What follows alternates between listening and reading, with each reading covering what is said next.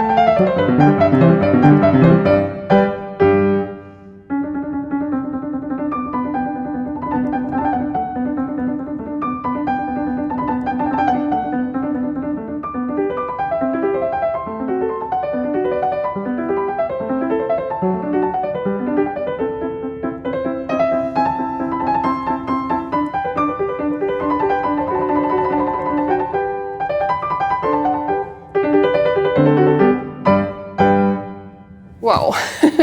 Okay, was sagst du? Was für ein Riesenunterschied. Ja. Das ist unglaublich. Was sagst du? Wie ist es vom Gefühl? Ja, der Zimmermann ist sehr gut, aber der hier, also ich kann nichts anderes sagen, sondern ich mag es einfach. Es ist unglaublich gut. Dieses Ding klingt wie ein Flügel, oder? Absolut. In diese Richtung. Und auch vom Gefühl ist es so. Ja. Ich habe eine Frage für Herr Arndt. Wieder? Wir haben gerade zwei Instrumente probiert, die sehen ganz ähnlich aus, aber vom Gefühl sind zwei verschiedene Welten. Wieso? Ja, die zwei Instrumente, um die es geht, sind zunächst mal beide aus der Bechstein-Familie, zeigen unsere komplette Bandbreite auf. Das Zimmermann-Klavier ist unser Einstiegsinstrument, wenn man so sagen darf. Und das Konzert 8 gehört zur Konzertreihe. Das heißt, das ist das Beste, was wir und was man im Klavierbau leisten kann, um ein solches Instrument Klavier zu fertigen.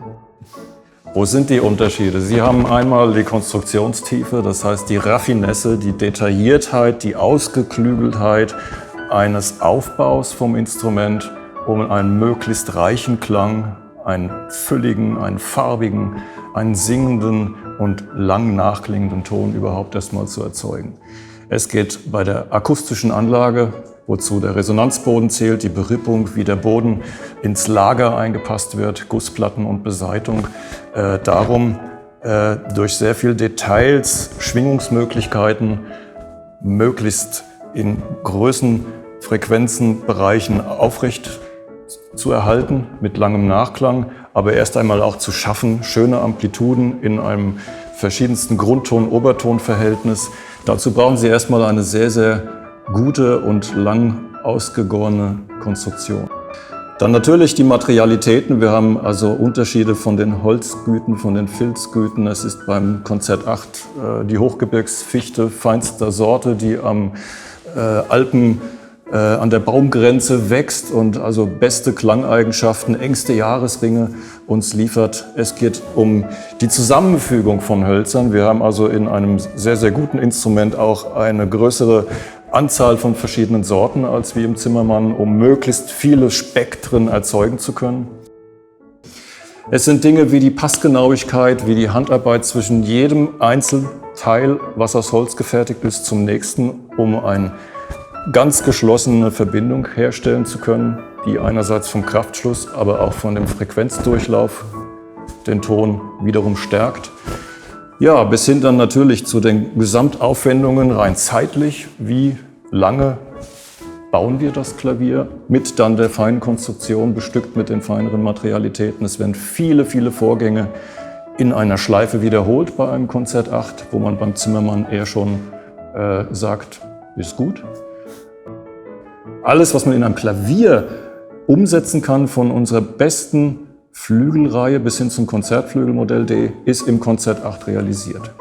Es geht um feinste Geometrien, es geht um reibungsarme Materialien, das sind die besten Filzer, das sind die besten Leder. Diese Instrumente werden auch wie die Konzertflügel einzeln von der Klaviatur ausgewogen. Also jedes Spielgewicht wird einzeln mit Gewichten, wird jede Taste zum idealen Spielgewicht hingeführt. Man kann auf diesem Instrument tatsächlich auch flügelähnlicher schon repetieren. Also es ist eine Kostbarkeit, die zwischen Klavier und Flügel eigentlich liegt. Es ist schon gar kein Klavier mehr.